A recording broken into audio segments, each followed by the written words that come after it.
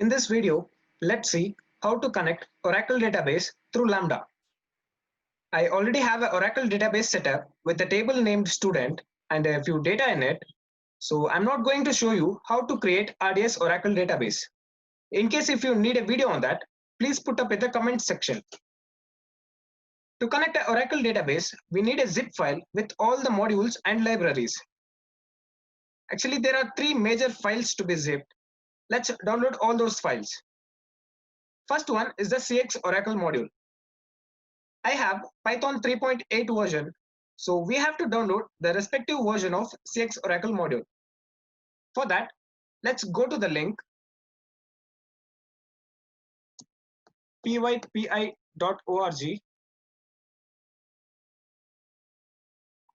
If you scroll down, we have this CX Oracle CP38 version.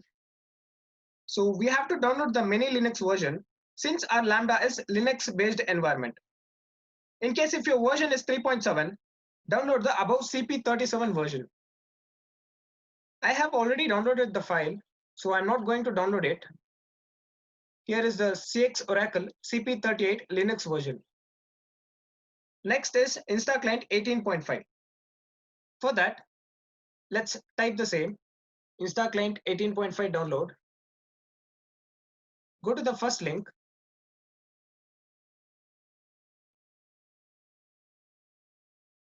There are many versions here. We are going for 18.5 version. In that, we are downloading the basic light package. Make sure you download the zip file. We are not going for 19.6 because it throws a library error when we execute in Lambda. So I have already downloaded the file, the InstaClient Basic Light Linux 18.5 version. So next, the third file is libio package. For that, let's type libio download.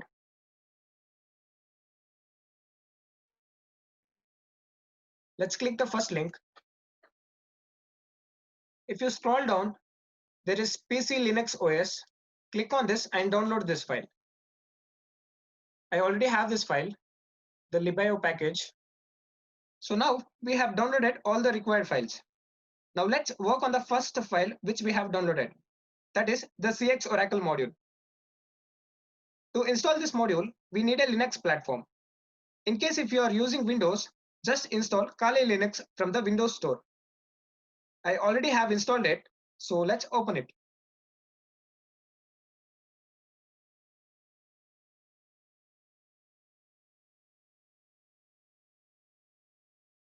The interface will be like this. To install the module, we need a few steps to be done initially. I already have a steps file. Let me open it. The first step is to install pip package. Let's copy this. To paste the copied code, just right click and it will display the code. So let's press enter. It's asking for a password. Let me type a random password. It will not show you the password which you type. Just type it and press enter. Okay, the pip has been installed now. If you want to check your Python version, type Python 3 and enter.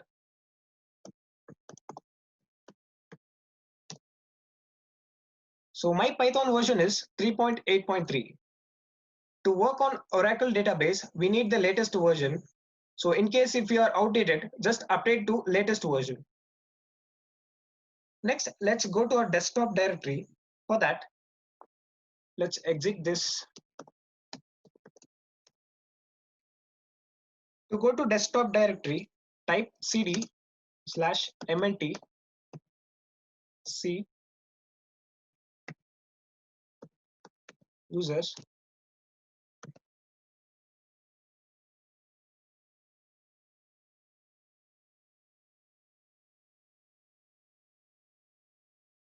This is my username.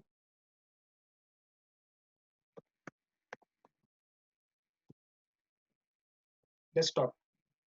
So now we are in the desktop directory. Now let's create a virtual environment to install CX Oracle module. For that, we have to type sudo pip3 install virtual env. Let's copy this.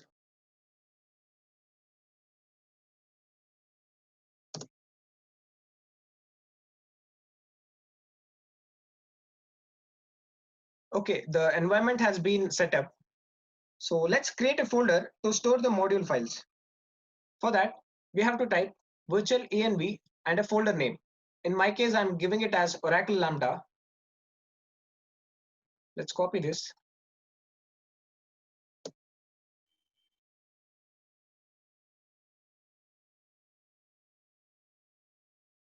Okay, the folder has been created. Let's check if it is available. Okay, if you can see in the desktop, there's a folder named Oracle Lambda and few files in it. So let's activate this by source Oracle Lambda /bin/activate.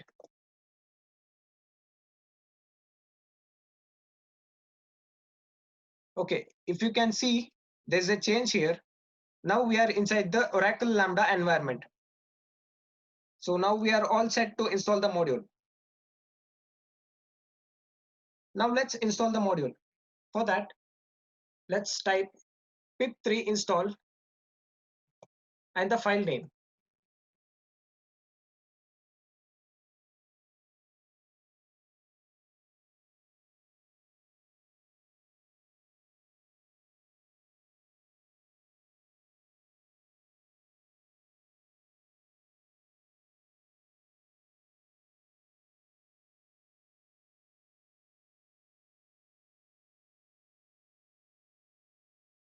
Okay, the CX Oracle 7.3 is now installed.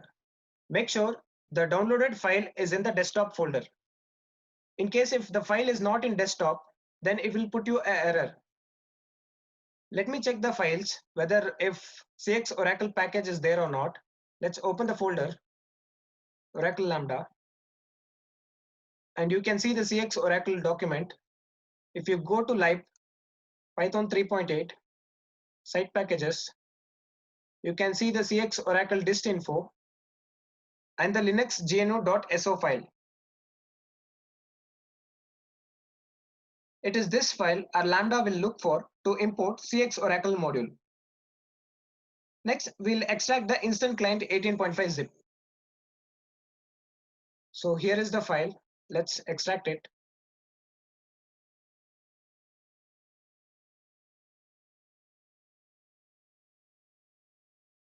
These are all the libraries required for Lambda to work on Oracle database. Now, the third file is libia package. The file extension is RPM. We cannot access this file in Windows. So let's extract in Kali Linux. Let's open it. To extract, we need a package named rpm2cpio. So let's copy this code. Now the package has been installed. Let's extract it. The code is rpm2cpio and the file name followed by a pipeline symbol cpio-idmv.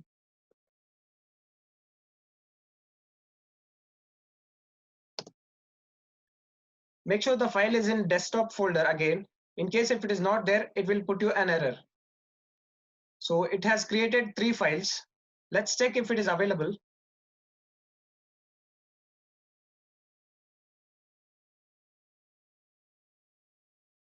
The user, lib64, and these are the 3 files.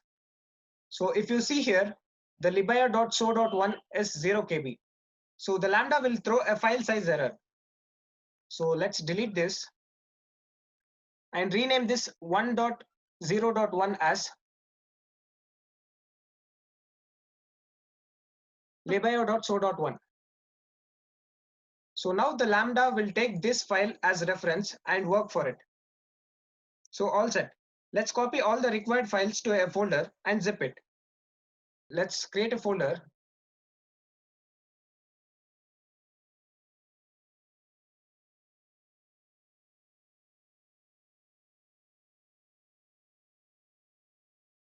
In this, we need only 2 files, this folder and the gnu.so. Let's copy this.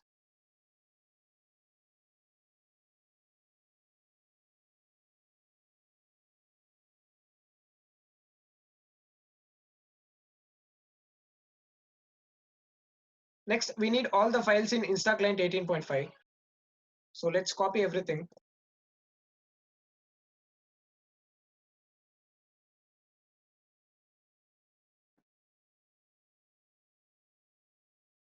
And the last, libio.so.1 file.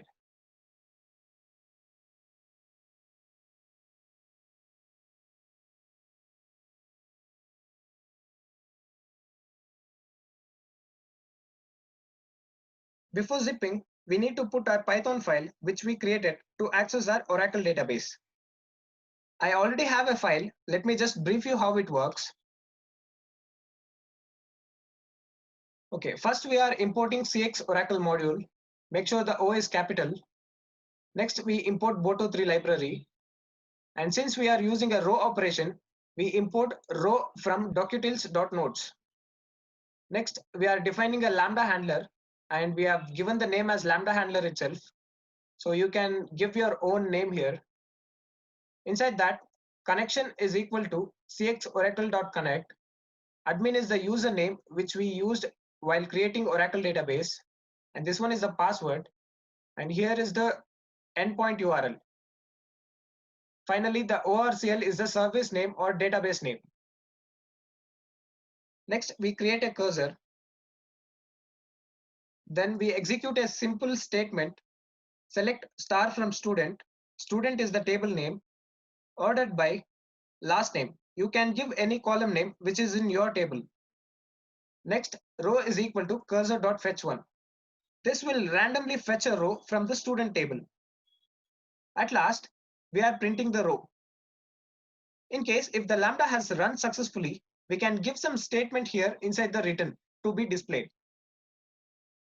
Fine, let's put this file in the folder. Finally, there is one more thing to do, that is tnsnames.ora. It is a file that contains the endpoint and connection details. I already have that file. Let me open it. So you have to just type this code in a notepad and save it as tnsnames.ora.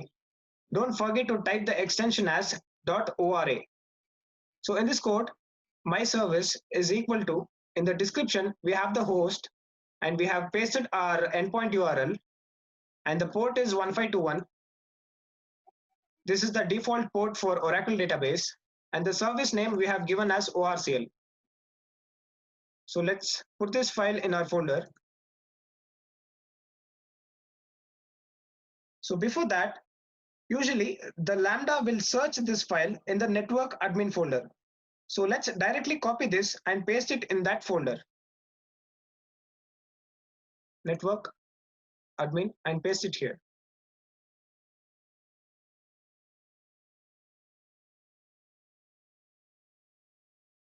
Okay, now we have all the required files.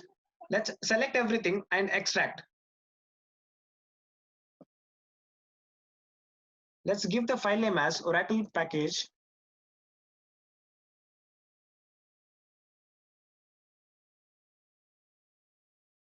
Let's give it as zip extension and click on OK. So we have the zip file now. Let's log into our console and upload this file.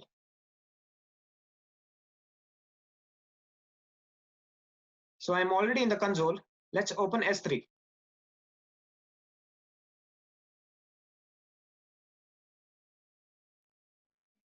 Let's create a bucket. Let's give the bucket name as ORCL for Lambda.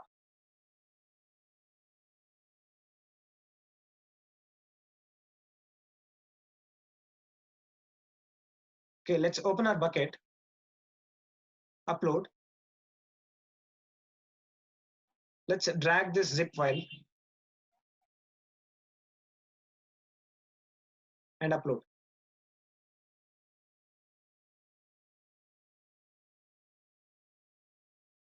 This might take a few time. Meanwhile, let's create a Lambda function.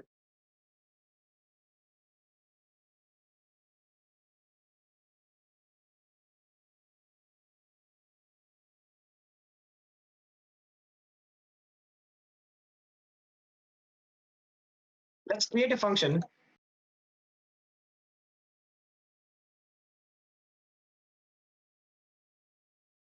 Function name Oracle Lambda.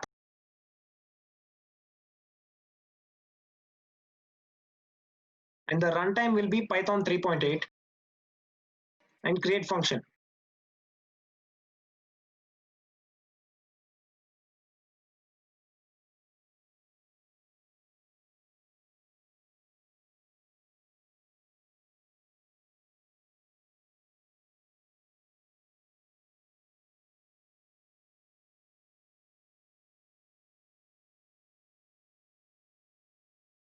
Okay, the function has been created.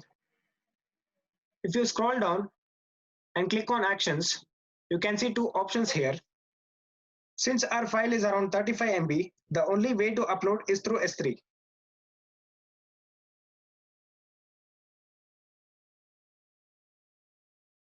Let me pause it for a while and come back once the file is uploaded.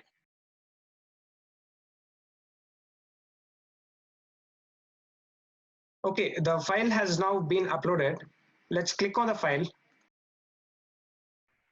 and copy path. So here we'll upload a file from Amazon S3 and paste the link.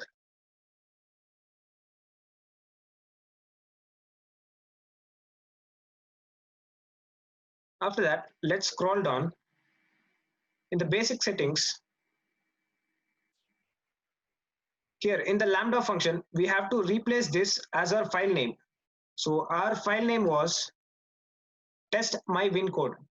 So let me type it as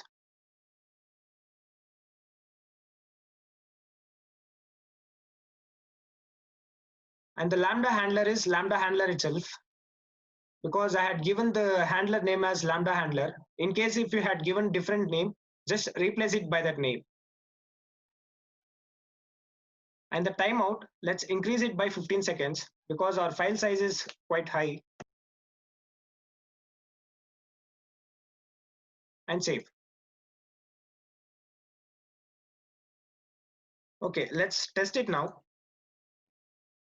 Here, event name, let's say Oracle. Since we are not giving any inputs to our script, we'll leave this as it is and create.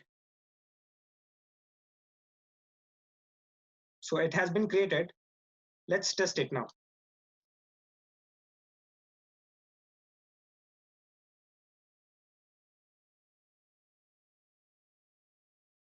Okay, it succeeded.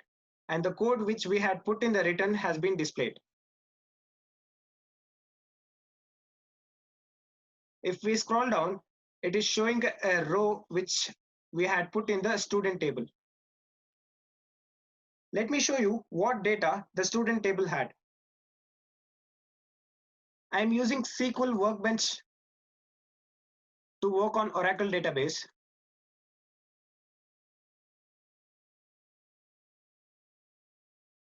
I have all the details filled here, so I'm connecting it directly.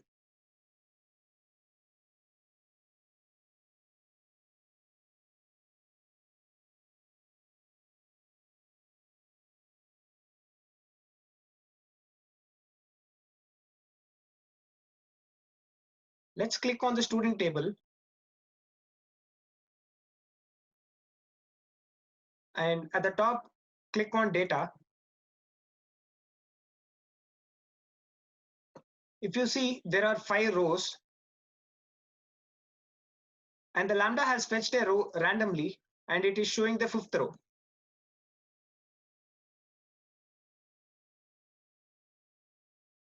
So this is how we connect Oracle database through Lambda. In case if you find any difficulty in connecting to SQL Workbench, let me know in the comment section. I will do a video on how to connect Oracle database using SQL Workbench. Also, let me show you the RDS Oracle database options which I have created for your reference.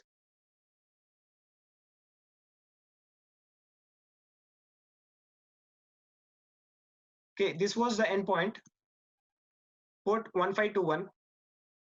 And the main thing here is we have to give public access. In case in your database, if it is no, then you have to go to settings and change it. Unless it is changed, it won't connect to SQL Workbench. Okay, and that's it. Please subscribe to my channel for much more videos on AWS service.